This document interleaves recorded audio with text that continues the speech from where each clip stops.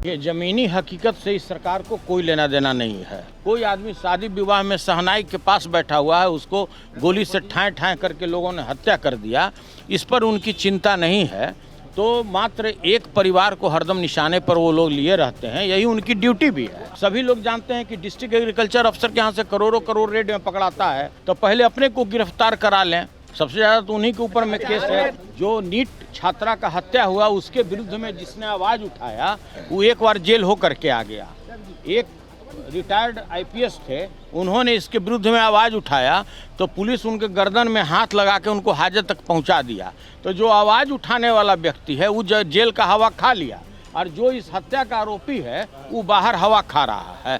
4.5 feet के भी सिपाही बहाल हो गए।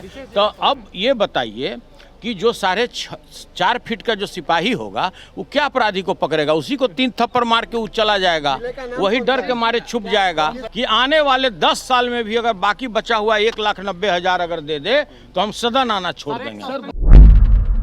सर लगातार सरकार को घेर रहे हैं, सर लगातार सवाल उठा रहे हैं। देखिए, ज़मीनी हकीकत से इस सरकार को कोई लेना देना नहीं है। आप कृषि रोड मैप बना करके राज्य के किसानों को जो घास पर पड़े ओस होता है उससे आप बारिश का अनुभव कराते हैं। आप लोग अच्छी तरह से जानते हैं कि बिहार में 1600-1700 प्रति क्विंटल के दर पर भी कोई धान लेने वाला नहीं है। एथेनॉल प्लांट की स्थिति जो सरकार के नीति के कारण जो गड़बड़ हो गया, लगभग सभी बंद होने के कगार में है, जिसके कारण जो भी हमारे मक्का उत्पादक किसान हैं सभी लोग 2400 रुपया उसका एमएसपी है, न्यूनतम समर्थन मूल्य है, और उसके बदले में सभी लोग 1500-1600 रुपये रेट खुल चुका है। मतलब उससे अब ऊपर जा नहीं रहा है।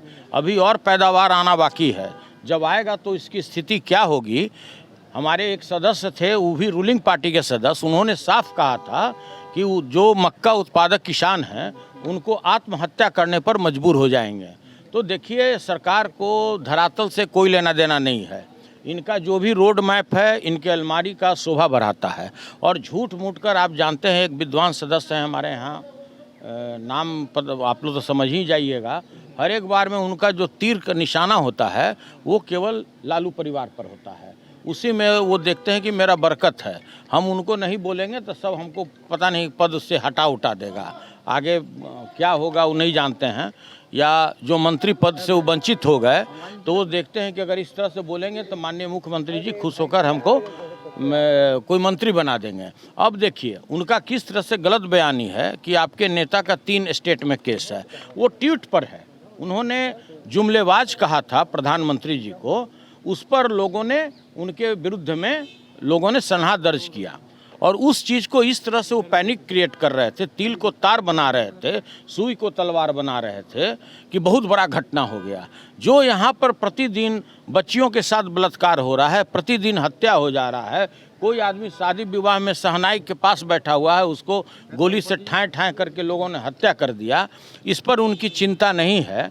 तो मात्र एक परिवार को हरदम निशाने पर वो लोग लिए रहते हैं, यही उनकी ड्यूटी भी है। आपके बारे में भी कह रहे हैं कि आप इसलिए ज़्यादा हल्ला कर रहे हैं कि आप रिन्यूअल कराना चाहते हैं अपना एमएलसी का। देखिए, ऐसा है कि ये सब कोई हम गलतफहमी नहीं पालते हैं। जब हमारे पास विधायक की संख्या कम है, वैसे परिस्थिति में कोई भी नेता को किसी प्रकार का निर्णय लेना कितना डिफ़िकल्ट होता है, यह हम लोगों से छुपा हुआ नहीं है। तो देखिए, ऐसा है कि यह काम कोई आपका और मेरा नहीं है, यह जो राष्ट्रीय जनता दल के नेतृत्व, जो सशस्त्र नेतृत्व हैं, उनका काम है। अब ये लोग अनाप का शनाप बात है कि जब वास्तविकता कोई बात बोलिएगा तो कोई सुनने के लिए तैयार नहीं है। आप लगातार कहते हैं कि हमारा उत्पादन बढ़ा, हम कह रहे हैं कि आपका उत्पादन घटा। आप कहते हैं कि हम किसानों को उचित मूल्य दे रहे हैं, हम कह रहे हैं कि छोटे छोटे राज्य जिसका जिला 20-30 है, 35 है, वो जिला में 185 लाख मीट्रिक टन धान की अधिप्राप्ति होती है, और आपके यहाँ 26 लाख 27 लाख टन 37 लाख टन आपके यहाँ अधिप्राप्ति होती है। तो देखिए, हम फिर कह रहे हैं कि सरकार को वास्तविकता से कोई लेना देना नहीं है, किसानों की चिंता नहीं है, किसान इनके बेहाल हैं।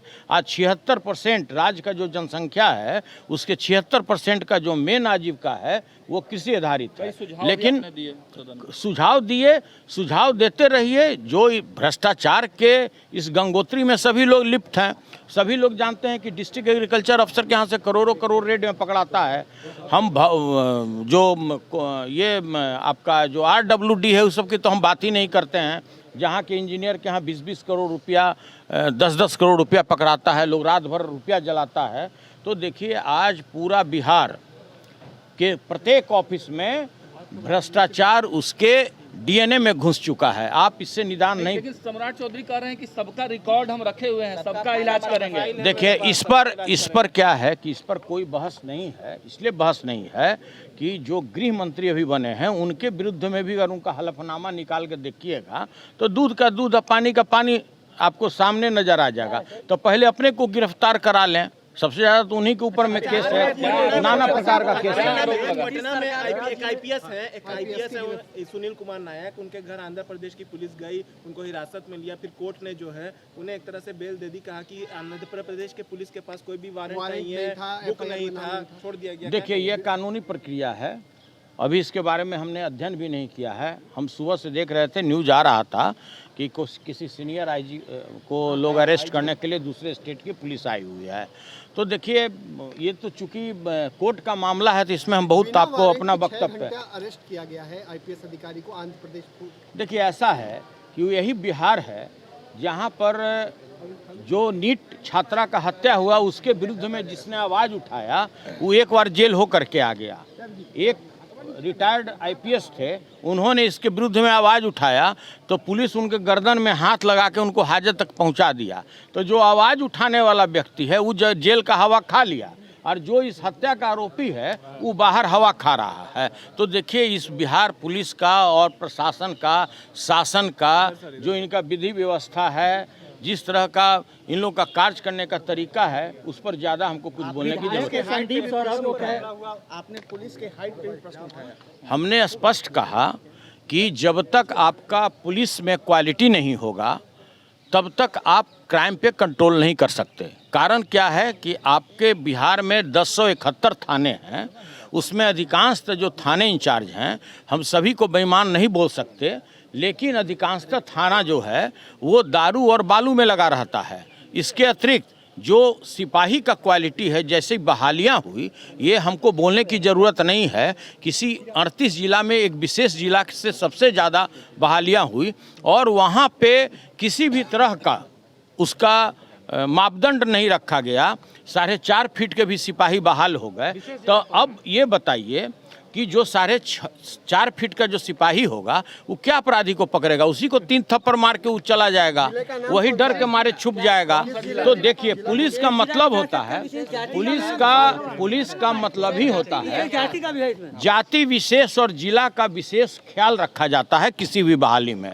आज किसी भी ब्लॉक में जाइए, आपको निश्चित रूप से अंचल में हो, अनुमंडल में हो, सभी एक विशेष जिला का आपको कर्मचारी वहाँ पे मिल जाएगा। संदीप सौरभ वो कह रहे हैं कि रणवीर सेना वाले लोग आधे सदस्य रणवीर सेना के मतलब सदन में भर गए हैं रणवीर सेना वाले लोग। अब देखिए अब कौन क्या बयान देता है, अब उतना एक एक बयान का जवाब देना हमारे लिए उचित नहीं है। एक पार्टी से जुड़ा हुआ तेजस्वी यादव ने कहा है सर कि आगे आने वाले समय में बिहार में इतना रुपया भी नहीं है कि स्टाफ को सैलरी दिया जा सके। बस यही बात हम बताना चाहते हैं आपको। आज बिहार के ऊपर में 4 लाख करोड़ रुपए से ऊपर का कर्ज हो चुका। आपका बजट का साइज कितना है? 3,47,000 करोड़ रुपया आपके बजट का साइज है, ठीक है।